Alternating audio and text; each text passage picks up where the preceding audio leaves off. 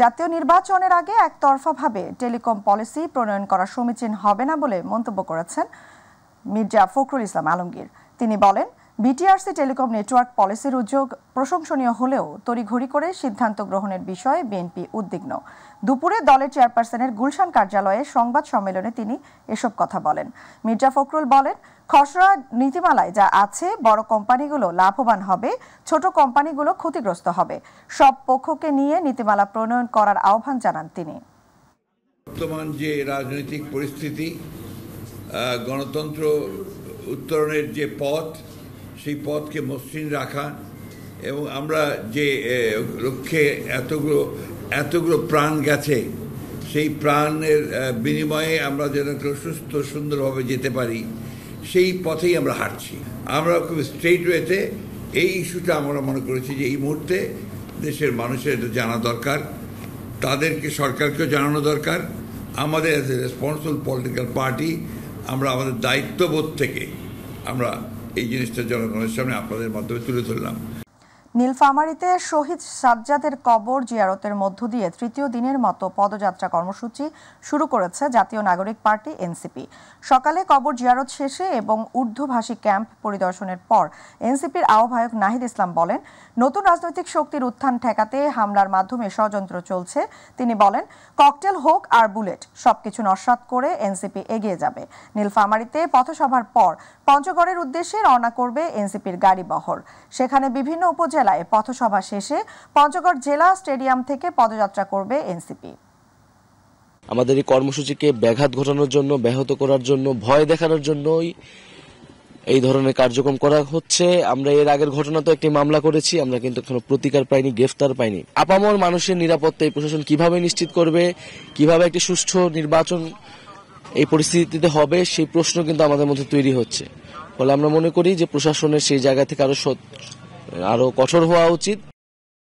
গত 53 বছরে এমন আলোচনার সুযোগ হয়নি জানিয়ে জাতীয় ঐকমত্য কমিশনের সহ সভাপতি অধ্যাপক ডক্টর আলী রিয়াজ বলেছেন, যেসব বিষয় প্রাথমিক আলোচনায় ঐকমত্য হয়নি সেগুলো আলোচনা করা হচ্ছে।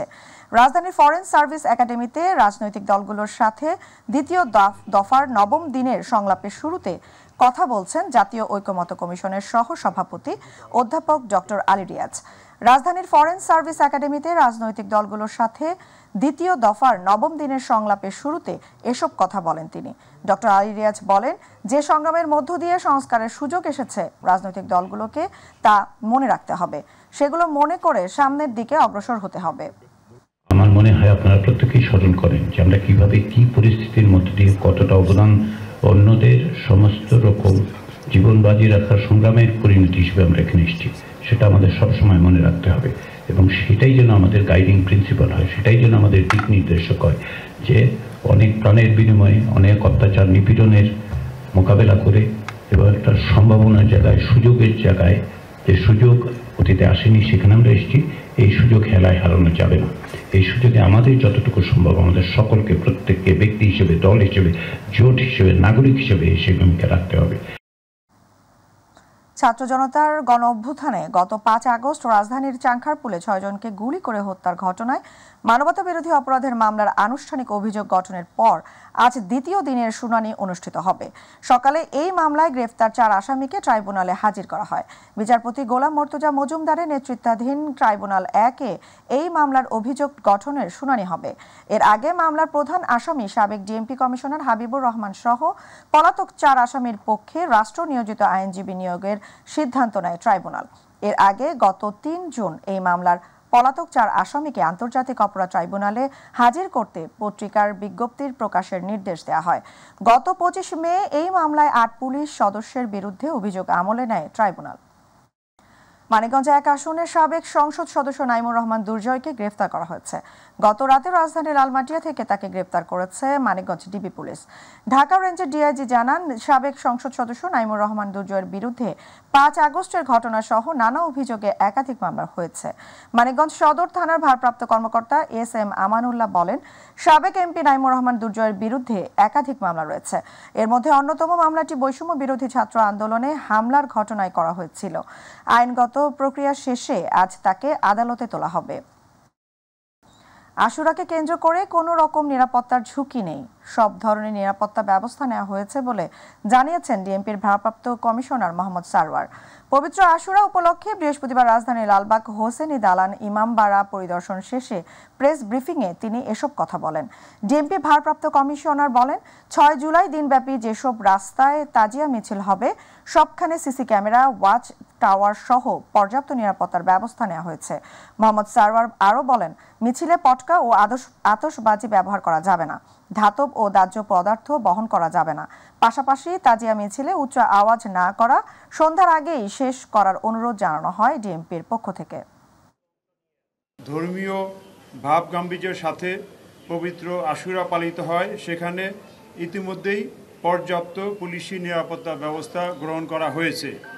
ইমামবাড়া সমূহের আশেপাশে এবং পার্শ্ববর্তী বিভিন্ন উঁচু ভবনসমূহের সাথে সাদা পোশাকে এবং ইউনিফর্মে পুলিশ উপস্থিত থেকে সার্বক্ষণিক নজরদারি সহ নিরাপত্তা ব্যবস্থা পালন করছে।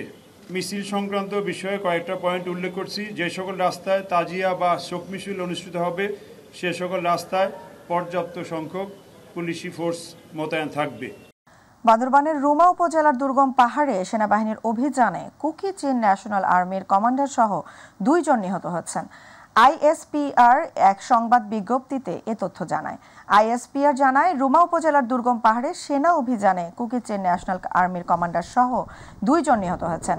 সেখান থেকে 3টি এসএমজি, 1টি রাইফেল সহ অস্ত্র ও গোলাবারুদ উদ্ধার করা হয়েছে। অভিযান এখনও চলছে। চলতি বছরের 19 মে বান্দরবানের রুমা ও রাংছড়ি সীমান্তবর্তী এলাকা রনিনপাড়া ও পাইকখাংপাড়া এলাকায় সেনাবাহিনীর সঙ্গে বন্দুকযুদ্ধে কেএনএফ এর সশস্ত্র শাখার 3 সদস্য নিহত হয়েছেন। এদিকে সেনাবাহিনীর তত্ত্বাবধানে বৃহস্পতিবার বিকেলে বান্দরবানের রুমা উপজেলার সুসুংপাড়ায় পালিয়ে যাওয়া 122টি বম পরিবার ফিরে এসেছেন তাদের নিজ আবাসে। উপকূলীয় জেলা বরগুনায় ডেঙ্গুর সংক্রমণ ক্রমেই বাড়ছে। সরকারি তথ্য মতে 1/4 রোগী শনাক্ত হয়েছে এ জেলাতেই। সঠিক চিকিৎসা, পরিচ্ছন্ন পরিবেশ ও পর্যাপ্ত নার্স ডাক্তারের উপস্থিতিতে সুস্থ হয়ে বাড়ি ফিরছেন অনেকে। তবে ডেঙ্গু রোধে সচেতনতার বিকল্প নেই বলেও মনে করেন চিকিৎসকরা। প্রতিনিধি শফিকুল ইসলাম স্বপনের তথ্যচিত্রে আরও জানাচ্ছেন শামস তাবরিজ উচ্ছ্বাস।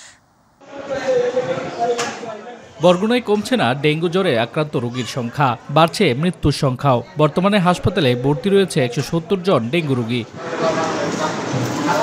যদিও বিগত কয়েকদিন রোগীর সংখ্যা কিছুটা কম ছিল, তবে টানা 2 দিনের বৃষ্টিতে জলাবদ্ধতা ও এডিস মশার বিস্তার আরও রোগীর সংখ্যা বাড়িয়েছে। তবে আশার কথা হলো, বর্তমানে হাসপাতালে চিকিৎসক সংকট নেই, নার্সের সংখ্যাও পর্যাপ্ত। ফলে সুচিকিৎসা নিয়ে সুস্থ হয়ে বাড়ি ফিরছেন অনেকেই।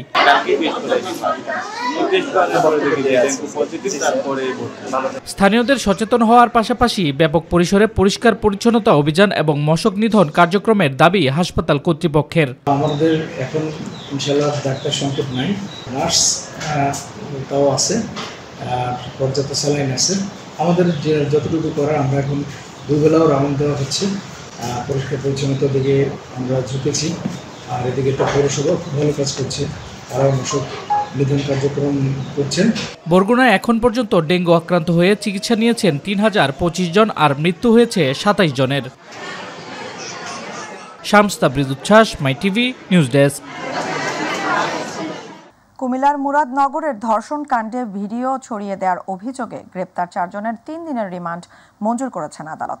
বেলা 12টায় কুমিল্লার আমলি আদালত 11 এর বিচারক মমিনুল হক এ রিমান্ড মঞ্জুর করেন। আদালতে ওই 4 জনের রিমান্ড চেয়ে আবেদন করে মুরাদনগর থানার উপপরিদর্শক রুহুল আমিন ও কুমিল্লা আদালত পুলিশের ভারপ্রাপ্ত কর্মকর্তা সাদিকুর রহমান বিষয়টি নিশ্চিত করেছেন। আসামিরা হলেন মুরাদনগর উপজেলার ওই গ্রামের সুমন, রমজান, মোহাম্মদ আরিফ ও মোহাম্মদ অনিক। পর্নোগ্রাফি আইনে ওই এলাকার 4 যুবককে গ্রেফতার করে মুরাদনগর থানা পুলিশ।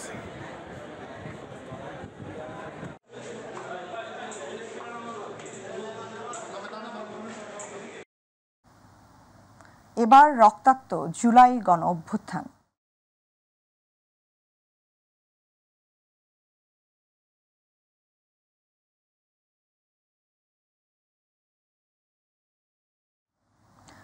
ছাত্র জনতার গণ অভ্যুত্থানে স্বৈরাচার সরকারের পতন হলেও নিঃস্ব হয়েছে হাজার হাজার পরিবার।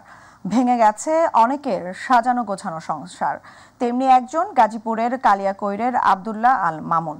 জুলাই গণ আন্দোলন দমাতে ছোড়া নির্মম গুলি কেড়ে নিয়েছে মামুনের সম্ভাবনাময় এক জীবন।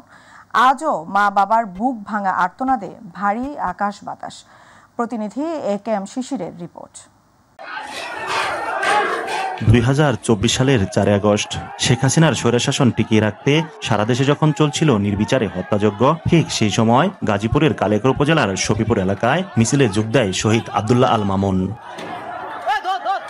ছাত্র জনতার আন্দোলন দমাতে সেই সময় মিছিলে চালানো হয় গুলি। পরদিন 5 আগস্ট শহীদ তাজউদ্দিন আহমেদ মেডিকেল কলেজ হাসপাতালের সিঁড়ি থেকে উদ্ধার করা হয় আব্দুল্লাহ আল মামুনের নিথর মরদেহ।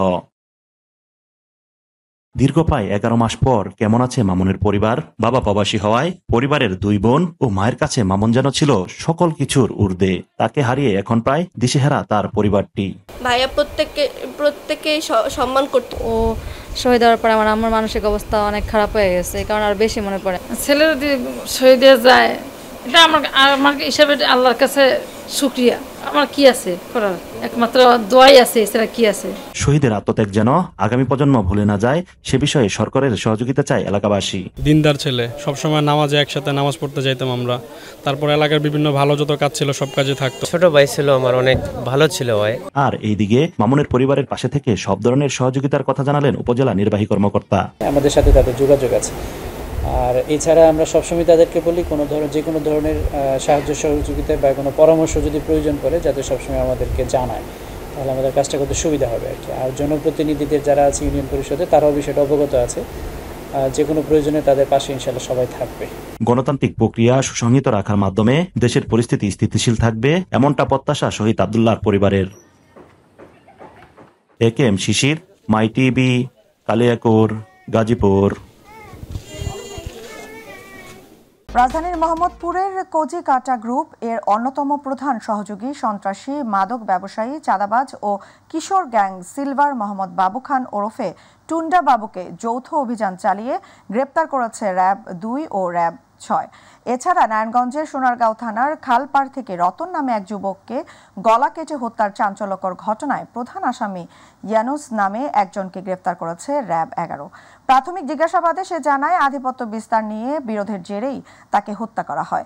এদিকে কুমিল্লার তিতাসে হাত পা বেঁধে রাজমিস্ত্রিকে হত্যার চাঞ্চল্যকর ঘটনায় 2 জনকে গ্রেপ্তার করেছে র্যাব 11 ও 6। কারওয়ান বাজার মিডিয়া সেন্টারে সংবাদ সম্মেলনে এসব তথ্য তুলে ধরেন র্যাব 11-র অধিনায়ক এইচ.এম. সাজ্জাদ হোসেন। আমরা এখন এই সমাজে আপনার ইলেকট্রনিক্স প্রযুক্তির যুগ, কেউ কোনো অপরাধ সংগঠন করলে সাথে সাথে এটা পত্রিকা আসে, মিডিয়া আসে, ইউটিউবে আসে। আমরা যারা অপরাধী আমরা তাদেরকে অনুসরণ করি। আপনারা জানেন এ যাবৎ 700-র অধিক এই অপরাধীকে, মাদক ব্যবসায়ী, সন্ত্রাসী, চাঁদাবাজ মোহাম্মদপুর আদাবর এলাকা থেকে আমরা গ্রেপ্তার করেছি এবং 20টির অধিক কিশোর গ্যাংকে আমরা ডিসম্যান্টেড করেছি। এখন মোহাম্মদপুরে কোনো কিশোর গ্যাং নেই। মৌলভীবাজার জেলার বড়লেখা উপজেলার পাল্লাথল সীমান্ত দিয়ে আরও 48 বাংলাদেশিকে পুশ ইন করেছে ভারতীয় সীমান্তরক্ষী বাহিনী বিএসএফ। ভোরে তাদের আটক করে বিজিবি। আটকদের মধ্যে পুরুষ 15 জন, নারী 15 জন এবং শিশু 18 জন। এ নিয়ে মৌলভীবাজার জেলায় পুশ ইনে 463 জন বিজিবির হাতে আটক হয়েছেন। বিষয়টি নিশ্চিত করে বিজিবি 52 ব্যাটালিয়নের অধিনায়ক লেফটেন্যান্ট কর্নেল মোহাম্মদ আরিফুল হক চৌধুরী বলেন, আটক ব্যক্তিরা সবাই বাংলাদেশি। আটক ব্যক্তিদের পরিচয় নিশ্চিত সাপেক্ষে তাদের বিরুদ্ধে যথাযথ আইনানুগ ব্যবস্থা গ্রহণ করা হচ্ছে। কুষ্টিয়ার ভেড়ামারায় পদ্মায় পানি বাড়ার সাথে সাথে তীব্র ভাঙনে নদী গর্ভে বিলীন হচ্ছে ফসলি জমি। উপজেলার মুন্সিপাড়া, মোসলেমপুর সহ আশেপাশের প্রায় 6 কিলোমিটার এলাকায় এ ভাঙন শুরু হয়েছে। হুমকির মুখে রয়েছে শিক্ষা প্রতিষ্ঠান, বসত ভিটা, বাণিজ্যিক প্রতিষ্ঠান সহ পদ্মা নদী রক্ষার বেড়িবাঁধও। চরম আতঙ্কে দিন পার করছেন নদী তীরবর্তী এসব এলাকার মানুষ। কুষ্টিয়া প্রতিনিধি আব্দুর রাজ্জাক বাচ্চুর তথ্য ও ভিডিও চিত্রে বিস্তারিত জানাচ্ছেন মিফতা গালিব। নদী ভাঙন নয়, যেন মানুষের চোখে মুখে তিলে তিলে গড়ে তোলা স্বপ্ন ভাঙার আকুতি। কুষ্টিয়া জেলার ভেড়ামারায় বহিরচর ইউনিয়নের মুন্সিপাড়া, 12 মাইল টিকটিকিপাড়া ও মুসলেমপুর সহ আশেপাশের প্রায় 6 কিলোমিটার এলাকা জুড়ে নদী ভাঙন তীব্র আকার ধারণ করায় নদীগর্ভে বিলীন হয়ে যাচ্ছে মানুষের ফসলি জমি। পানি উন্নয়ন বোর্ডের থেকে এখনো কেউ আসি নাই। যদি ওনারা আসেন, এসে যদি তদন্ত করে আমাদের এই ভাঙন রোধ করেন, তাহলে আমাদের বাড়িঘর বাঁচবে, আমরা ছেলে পেলে নিয়ে আমরা আবার এখানে বসবাস করতে পারবো। আমাদের বসত ভিটা ছাড়া আবাদি জমি সব বিলীন হয়ে গেছে নদীতে। যে এক সপ্তাহের ভিতরে যাতে জিও ব্যাগ দিয়ে এই ভাঙন প্রতিরোধ করে, আর যদি যে কাজের অপেক্ষা থাকতে হলে পারে ওই কাজ কবে বের হবে, কবে সময় লাগবে, কিন্তু এই গ্রাম থাকবে না। বসত ভিটা স্থাপনা সহ বিভিন্ন শিক্ষা প্রতিষ্ঠান হুমকির মুখে থাকায় চরম আতঙ্কে অন্তত 10,000 নদী তীরবর্তী মানুষ।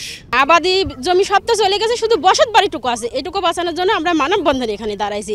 আমার ভিটা মাটি ঠেকানোর জন্য আপনারা একটু জিও ব্যাগ দিয়ে ফেলাবেন।